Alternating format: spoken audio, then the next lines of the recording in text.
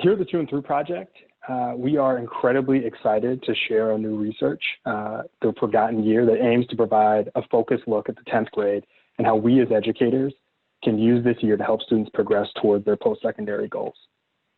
Here, we believe that research is most powerful when viewed as a tool that can help facilitate dialogue among educators, and particularly on how adults can work to improve the educational experiences of marginalized youth in our public school systems. And to that end, I'd like to direct you to our website, where you can find a variety of resources that our team has created to help you share this research with your colleagues and staff. First, on the site, you'll be able to find a copy of the full report. Additionally, you'll be able to find a resource that we are calling our Highlight Booklet, which was designed by our team member, May Malone. Does a beautiful job of distilling down the key findings of this report into accessible data visualizations. You'll also be able to find a practitioner's guide that we've created that we're hoping can help detail the indicator system that is in the report.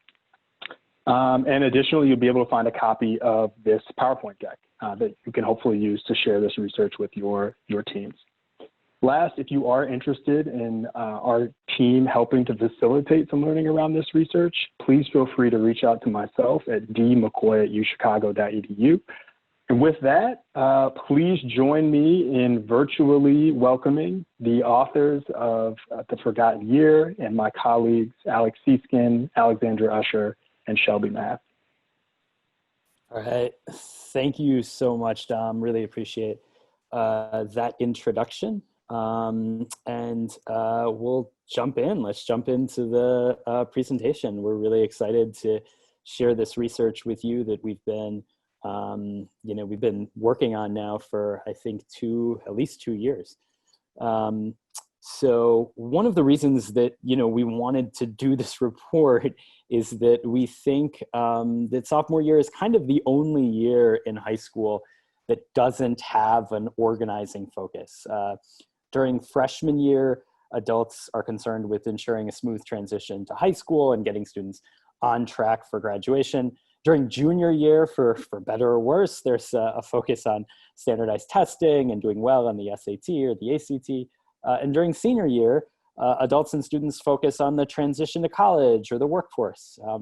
But we think sophomore year is kind of a forgotten year, a year that doesn't really have an organizing purpose.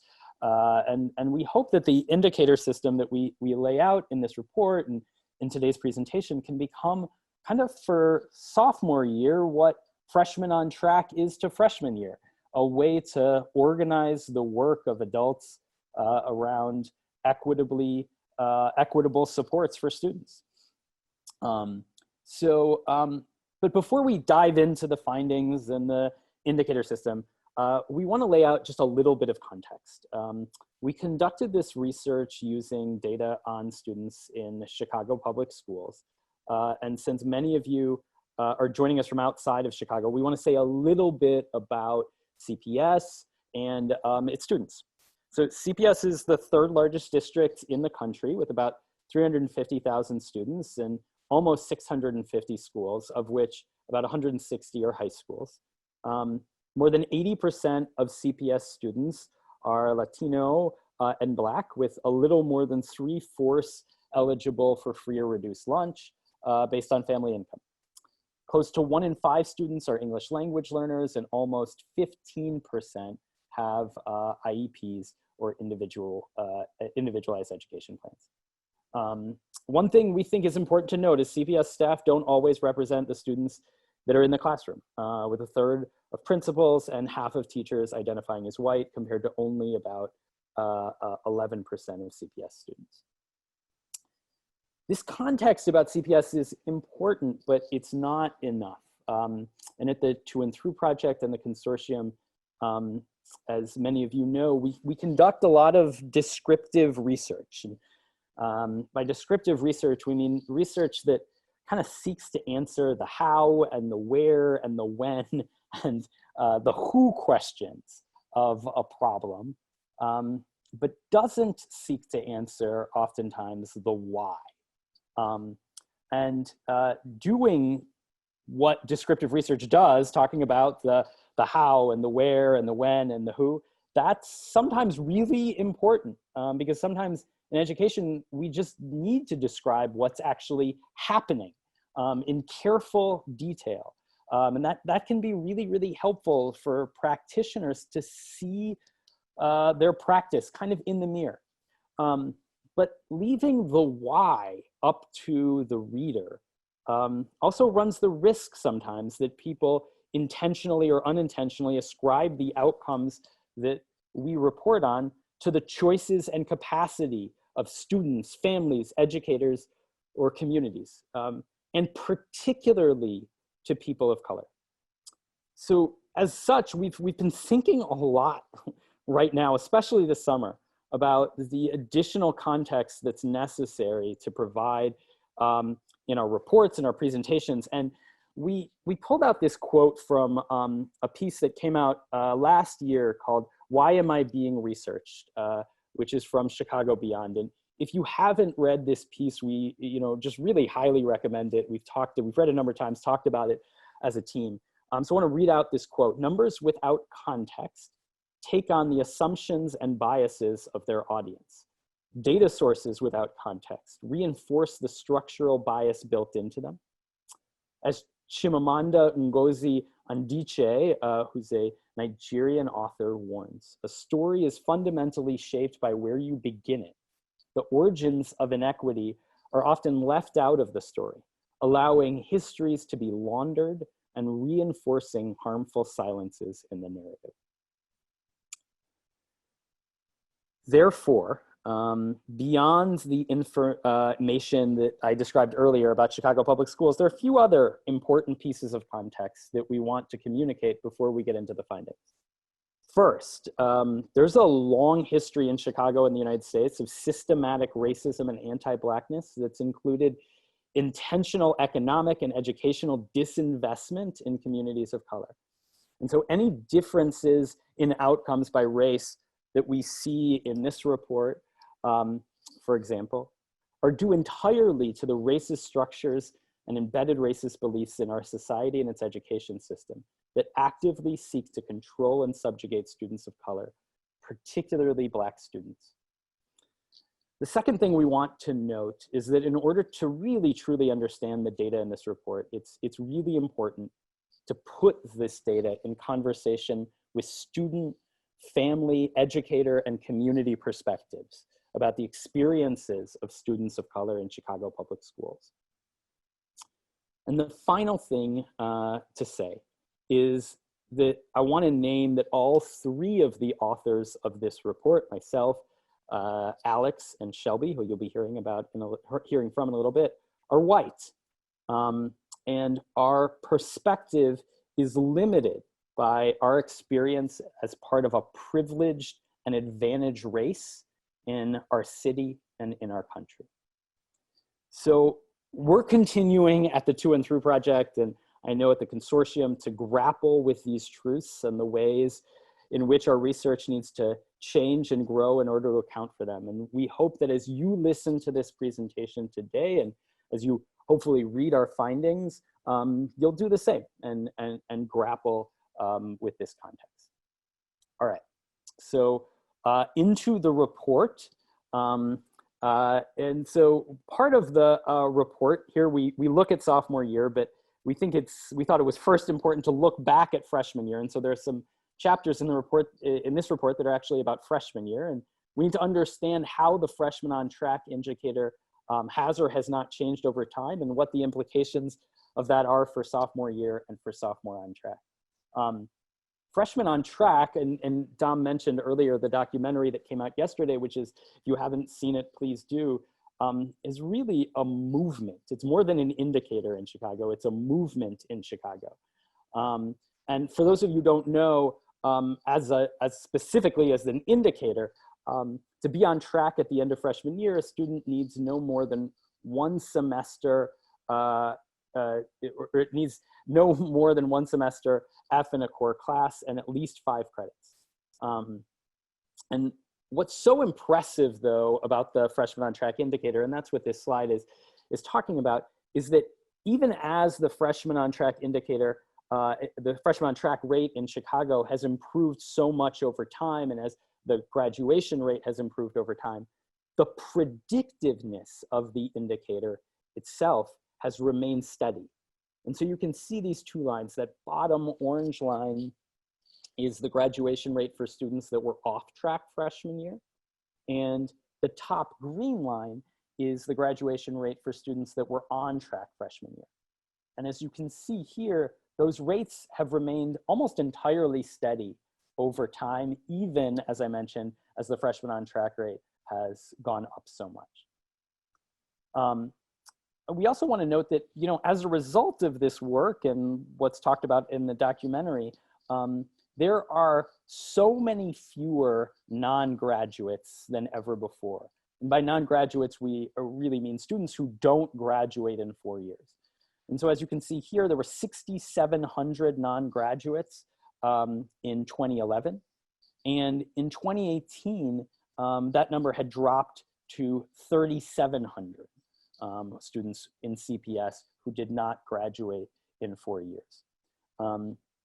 And non-graduates, this group of students who don't graduate in 4 years, this is a really important group that we look at a lot at the consortium and the To&Through project. So we kind of look at this group of students kind of almost for clues as to how we can identify them earlier, sort of who they are, and how we can enable practitioners to intervene with these students earlier. So as an example here, in 2011, more than 2/3 of this group of non-graduate students who don't graduate in 4 years were off track during their freshman year. So one way to kind of think about this is, if you were an administrator looking at this figure in 2011 and looking at all your non-graduates, you would say, we need to focus on the students in orange. We need to get more of those students on track. Now, let's look at the same sort of set of students who don't graduate in 4 years. This is, except this one's from 2018. So the group on the left is the 6,700 from the slide before, and the group on the right is the 3,700 from the slide before. And the composition of these graduates has changed, of these non-graduates has changed. So whereas most non-graduates in 2011 were off track as freshmen, in 2018, the majority were actually on track as freshmen. So now, if we're an administrator and we're looking to improve the graduation rate, it's important not only to think about the students who are off track as freshmen and to work to get more of them on track, but we also need to begin to think about the students who are on track as freshmen. In other words, who are those 53% of students who are on track at the end of freshman year, but who still don't go on to graduate? How can we identify and support these students during their sophomore year? And moreover, what about the students who are off track at the end of freshman year? If we were able to get those students, the sort of 47% here, on track during sophomore year, what would be their likelihood of graduating? These are some of the questions that we seek to answer during this report, and I'm going to pass it now to my colleague Alex Usher, who will begin to describe in more detail some of those findings. Thanks, Alex. So we are going to transition now and start talking about the sophomore year and some of the findings that came out of our research. But to begin, I want to just ground us and offer some context about the current definition of sophomore on track, and acknowledge that sophomore on track does currently exist in CPS, and the way it's currently defined is very similar to what Alex talked about with freshman on track, just allowing for more credit accumulation. So currently in CPS, to be on track as a sophomore, a student has to have no more than one core course failure during sophomore year and have accumulated at least 11 credits or more by the end of sophomore year. And so this data is available for schools, but what's important to note is that this is not currently part of the accountability system in CPS the way that freshman on track is. So now to offer some of the first findings from our research, one of the really important things we found is that sophomore year can really be a turning point for students. So sometimes we think that trajectories for students are sort of set at the end of freshman year, but we found that actually half of off-track sophomores had been on track as freshmen. So to say that again, of the students who were off track as sophomores, half of them had left their freshman year on track. And this change from on track as freshmen to off track as sophomores is really important because we saw in our research that outcomes end up being really different for those students, graduation outcomes. The students who became off track as sophomores, significantly less likely to graduate. So what's causing this? A couple things. Course failure rates increase in every subject going into sophomore year. And then attendance also declines between freshman year and sophomore year. And so those are two really important measures to keep in mind as we move through this presentation, the failure rates in courses and the attendance in sophomore year. We also had some really good news that came out of our research, which is that students who had finished freshman year off track, but then were able to get back on track as sophomores, graduated from high school at a rate very close to the district average. So combined with what we talked about on the previous slide, we see that sophomore year really should not be a forgotten year. It's really a time to double down on making sure that students are set up to succeed.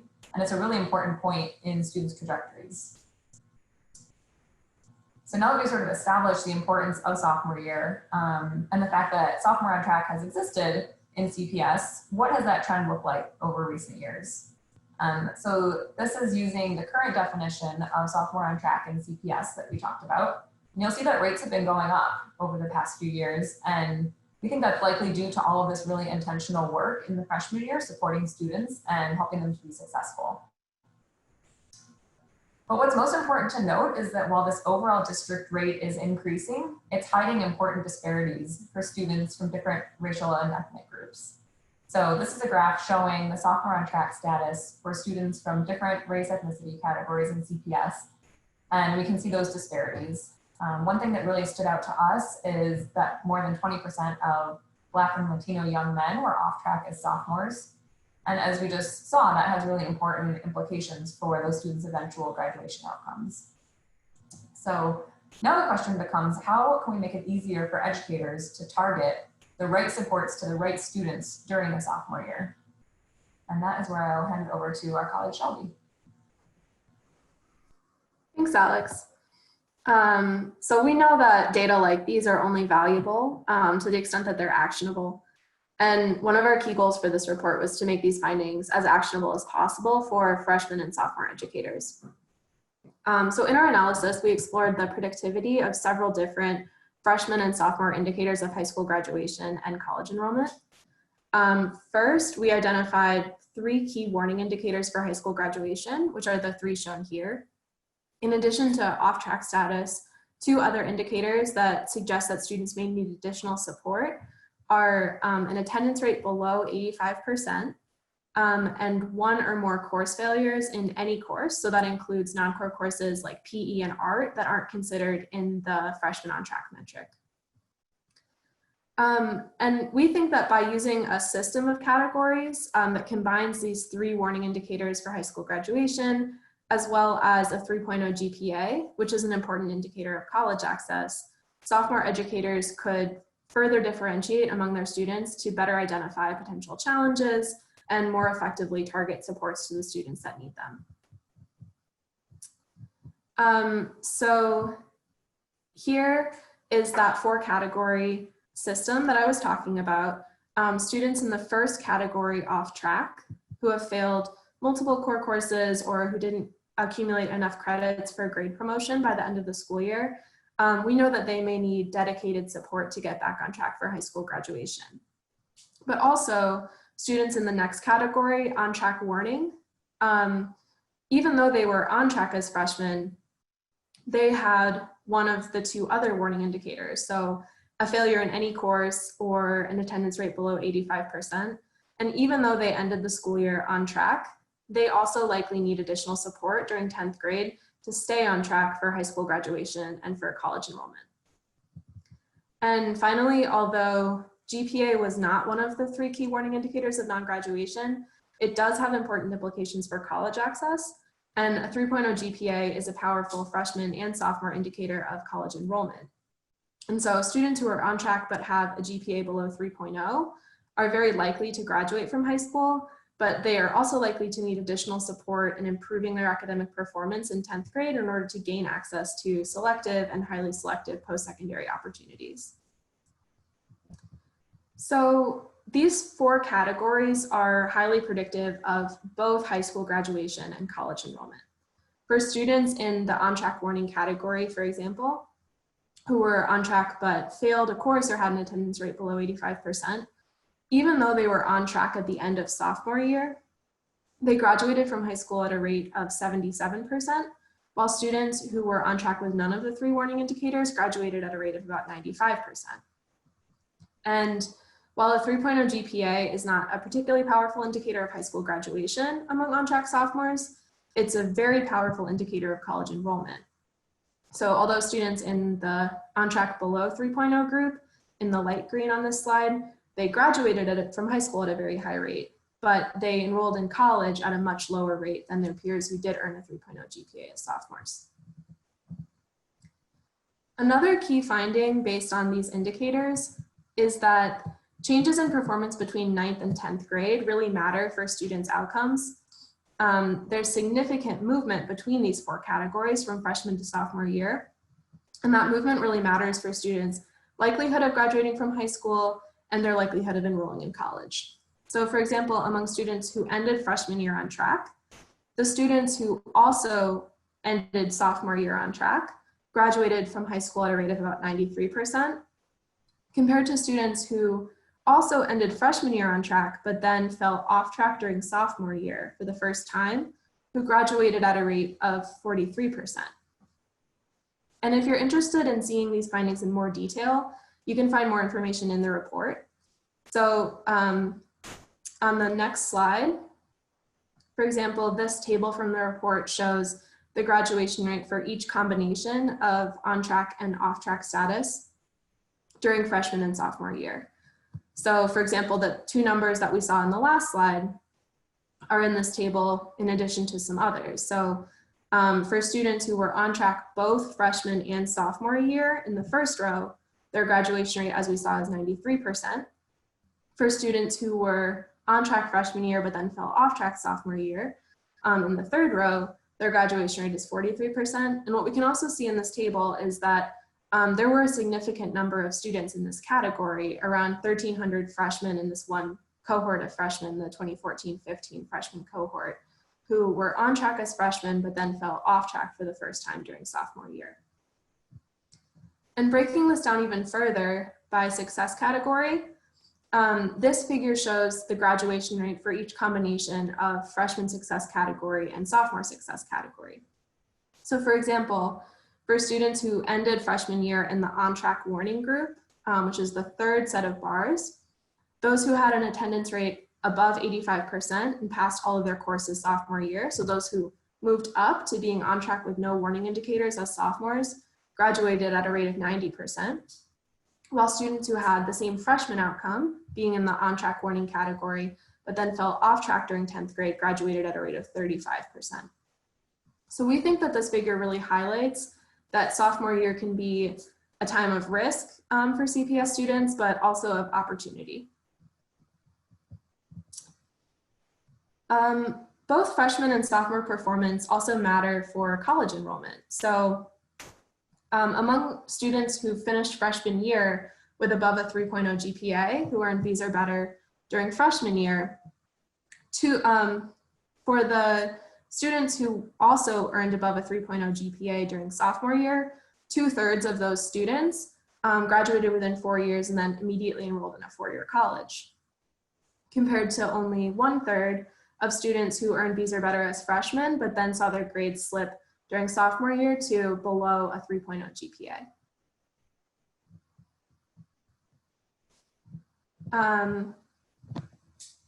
And so finally, although sophomore success has been increasing at the district level, we've seen that students are not experiencing this increased success at the same rate.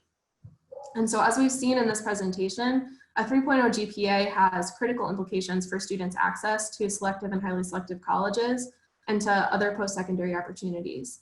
But Black and Latino young men are currently less likely than their peers to be receiving the supports that they need to be successful during sophomore year.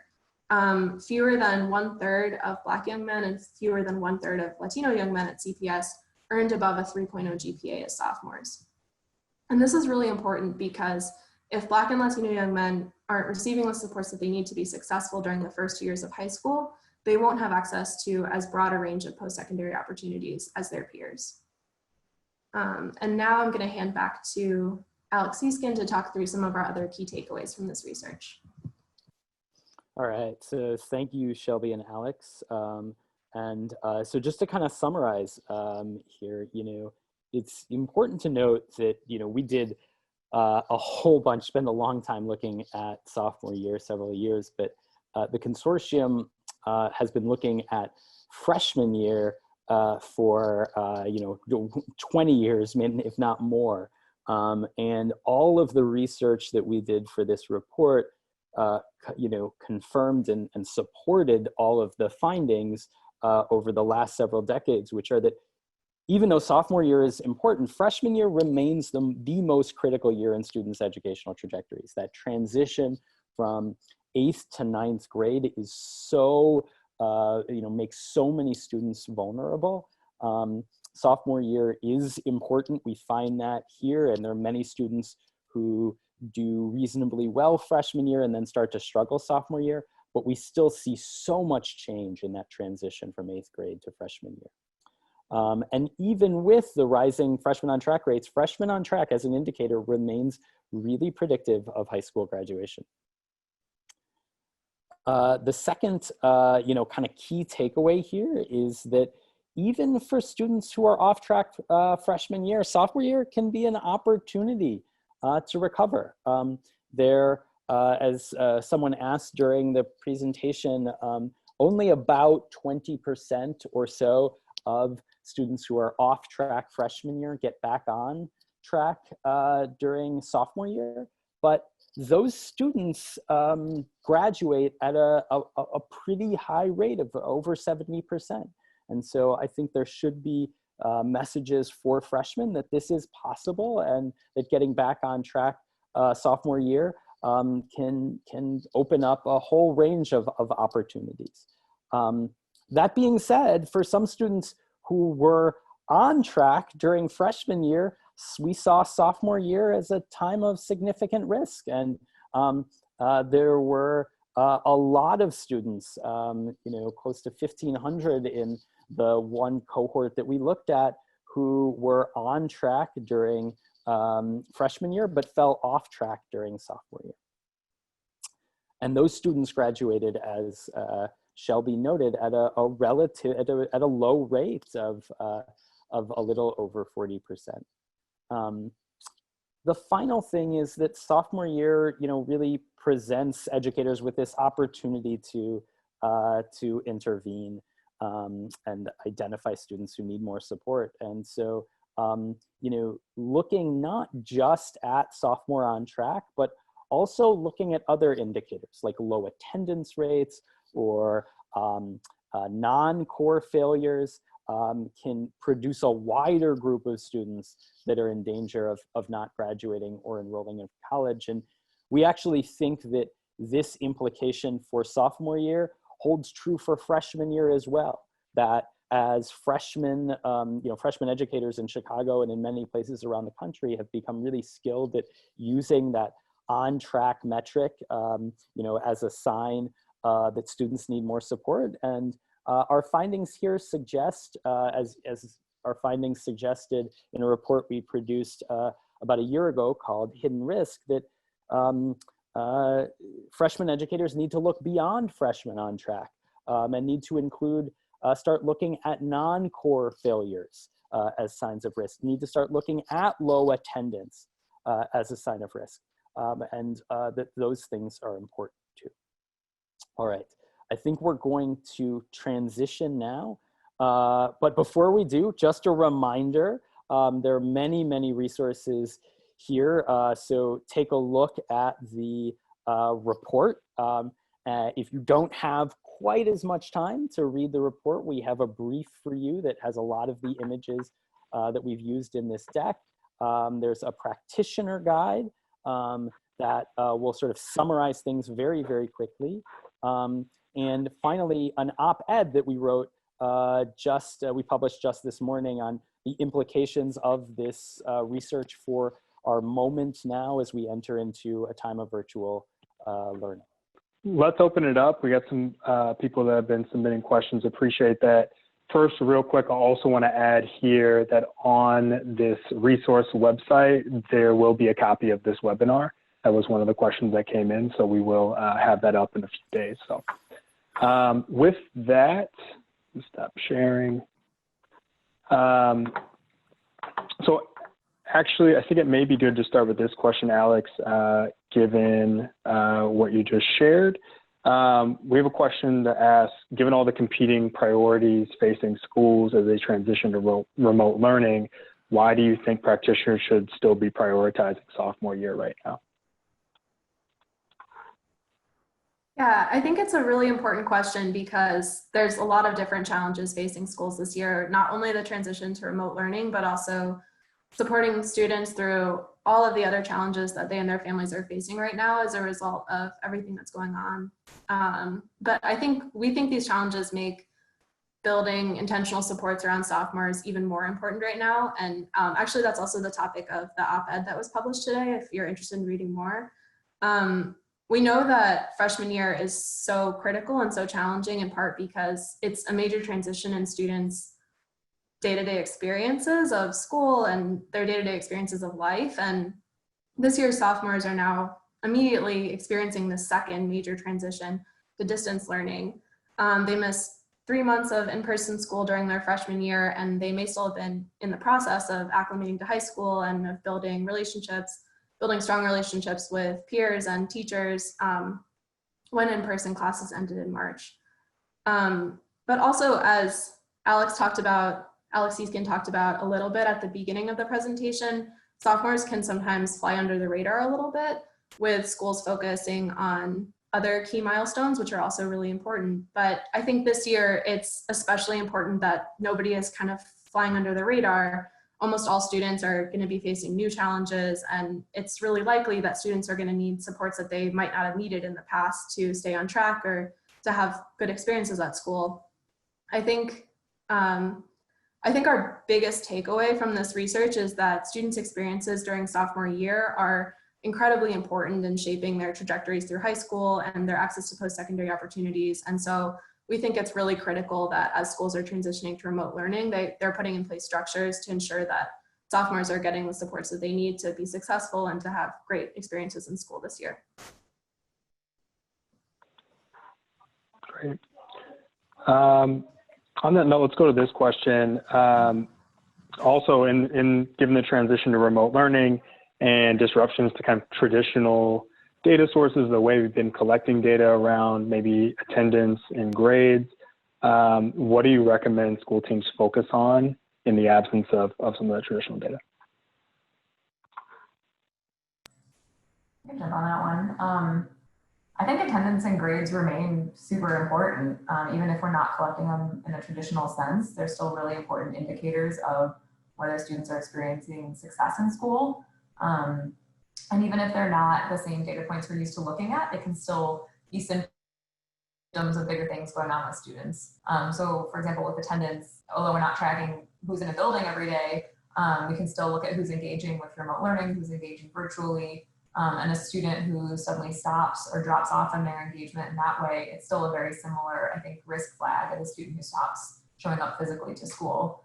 I think there's also an opportunity to look at changes, not just the data coming in live, but changes in patterns and in data from pre-remote to remote learning. So for example, if there are students who you're looking at maybe their Q3 and Q4 grades from last year and you're seeing they were in a steady decline leading up to remote learning, that might be a warning flag. Or if you're seeing there are students who were experiencing success at school in person and now having gone to remote learning, their grades have really changed.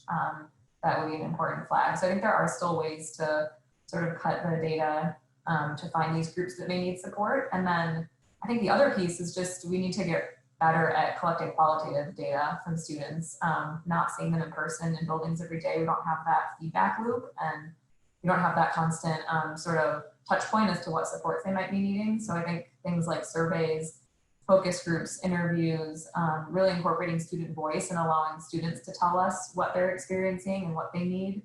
So we just know those relationships, fostering those relationships is really the foundation of all this other work.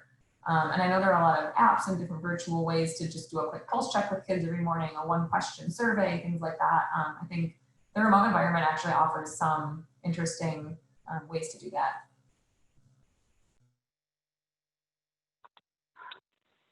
Great. We have a question from Judith. How is CPS tracking attendance in remote learning environment? And do you have any concerns about the validity of that data attendance? Yeah, it's a good question.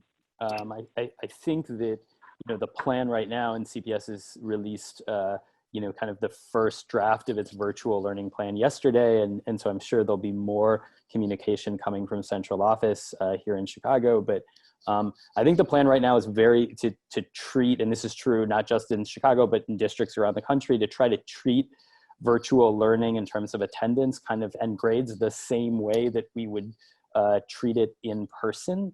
And so having teachers take attendance every period of the day during high school for high school students.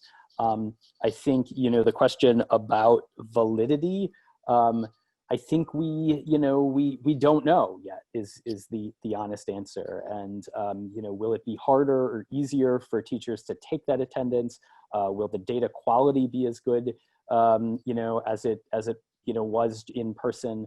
If students are, do miss, but they miss for really, really legitimate reasons, not just because they're, skipping class, does that, mess with the validity? We don't know the answer to those things. But I think, like Alex said, in general, we think attendance is still an important indicator that students should be tracking, both at the individual student level to follow up with students and say, hey, we noticed you've been missing 5th period a lot over the last few weeks. Is there something going on during that time of the day at home that is, preventing you from logging on? And in aggregate, to be able to note, that attendance is dropping after the 4th week of school, as an example. And is there something we can do as staff during our teaching time, during, in terms of the way we're delivering instruction virtually, to increase attendance?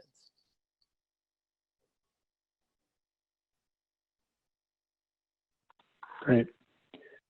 We have a question from Kareem, which I think hits on a really salient point. Shared a bit about, when doing work as a freshman team lead, trying to avoid hearing the kind of diversion from sometimes we hear from educators that, if students don't show up, I can't teach them. And so I was curious to hear, what advice do we have for leaders, practitioners of the day-to-day work as they grapple with balancing the narrative around attendance?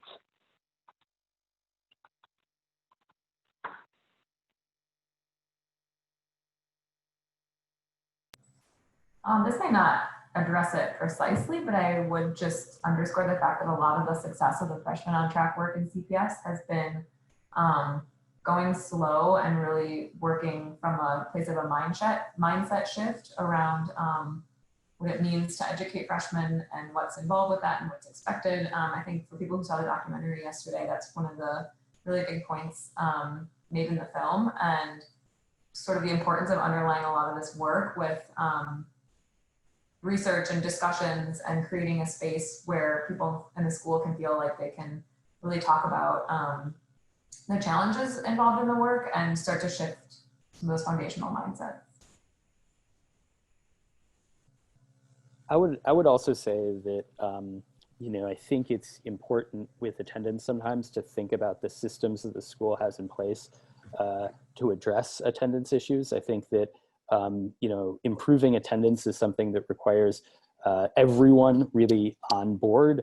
And so if there are attendance issues from a student who is otherwise doing reasonably well in class, that may require a different you know, intervention than attendance issues from students who's failing multiple classes.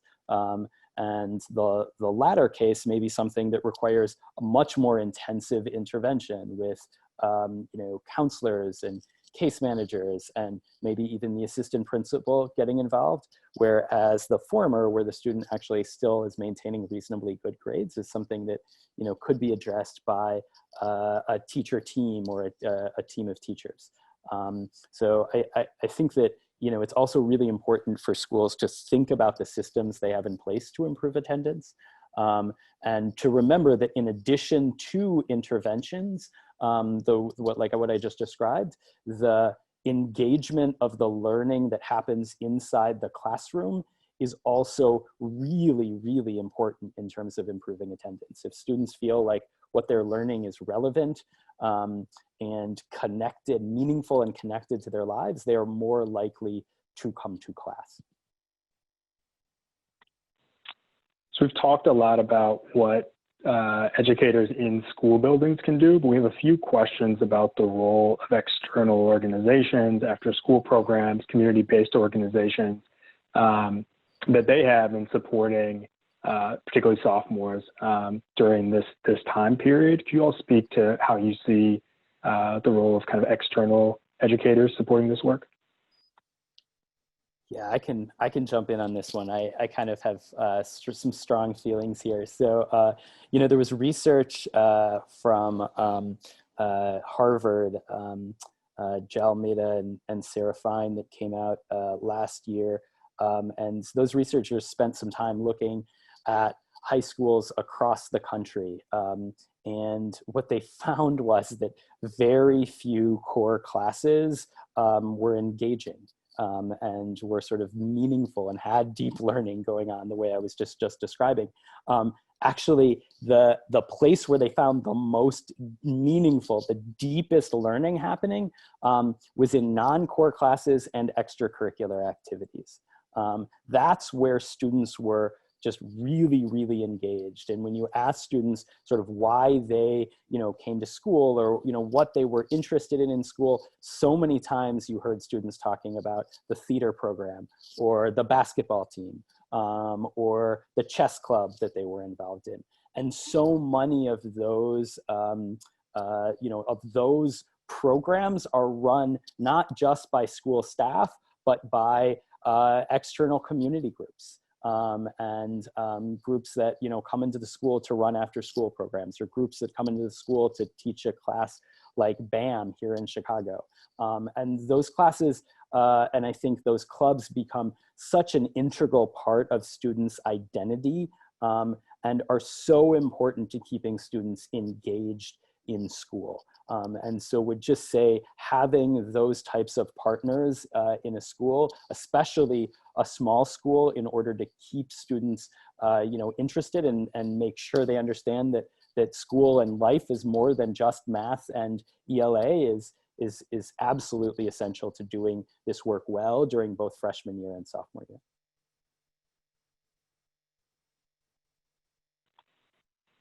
Alex has some interest in trying to learn more about that report that you were talking about, the Harvard report. I'll post that in the chat. Yep. So also a question here around model schools, or schools in CPS that are doing this work well. I would say, you know, I think particularly when we talk about ninth grade success, you know, I think a lot of that is the focus of the documentary. So I definitely push people to take a look at that resource if they haven't yet. But could someone on the team talk a little bit about the role that kind of schools that have found success around ninth grade or 10th grade support work have played in helping other schools around the district learn?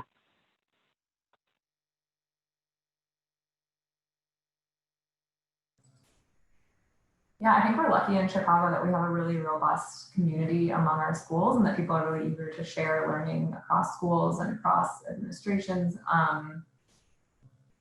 That question did make me think that sometimes I think there's a perception that to do the sophomore work, you have to have sort of nailed the freshman work and have really strong, like you sort of nailed freshman on track and now you're ready to move on to sophomore work. And I don't think that's the case. I think there's a lot of similarities and the two can learn from each other and, not reinvent the wheel. A lot of what we saw with schools that are doing great sophomore work is that it just looks very similar to the great freshman work that we see across the city.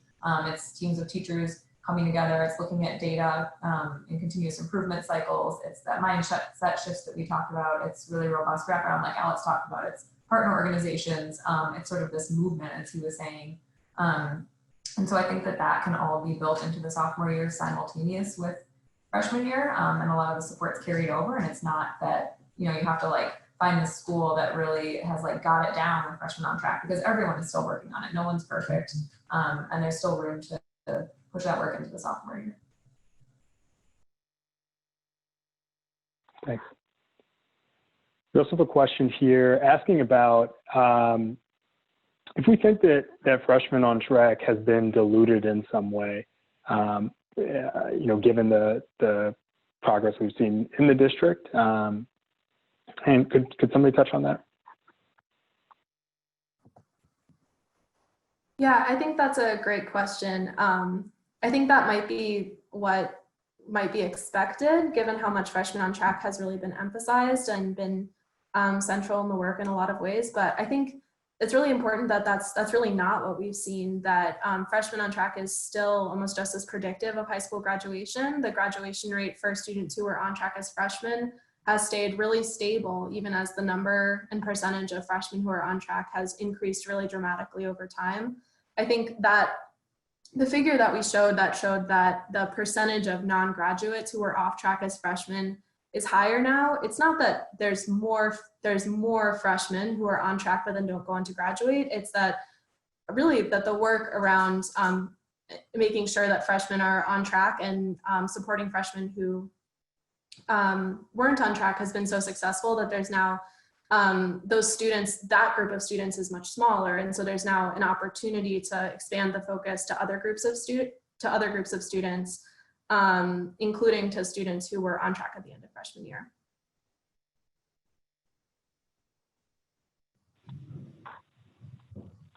Thanks for that. We are coming up on time. So team, I would ask that if you do see any more questions that we can answer in the chat, please do that. And then I think, this may be a good way to close. Someone could just speak to, we've talked a little bit about it, but there's a ton going on right now for every educator, for all of us. And so, thinking about this research, if we felt like, practitioners had to take away one thing that they could try to put into practice in these next couple of weeks as they're welcoming students back to whatever learning environment they have, what would we want them to focus on? So I think that this is the answer that I would have given pre-pandemic, and this is the same answer that I will give now, and I think it's even more important. I think the answer is relationships, relationships, relationships. And, it is going to be, in a normal year, it is really hard for teachers, especially teachers, high school teachers that have 125, 140 students, to build relationships with their students. Oftentimes it takes until, November or February before students or have a sense of really having built relationships with adults in the school building. That is going to be even more challenging this year in a remote setting. And building systems that can help and creating structures that can help adults build relationships with students at an accelerated pace, despite being in a virtual setting this year, is going to be so essential. Making that time, even if that pulls away time from, what we think of sometimes as core academic work at the beginning of the year, I think that is, that is time you will get back later on. That is time that is very much well worth spending in order to build those relationships. The second thing that I would say is it's not just about adult-student relationships at this moment. Peer-peer relationships for students are also going to be both really important and difficult to build at this moment when they're in a virtual setting. And so providing students, whether it's freshmen or sophomores, ways that they can build those relationships with each other and nurture those relationships with each other in positive ways as part of the school day, even in a virtual setting, is going to be absolutely critical to keeping students engaged in virtual learning and keeping students in a sort of positive developmental trajectory over these next several months. Great, appreciate that, Alex. I think it's a great note to end on.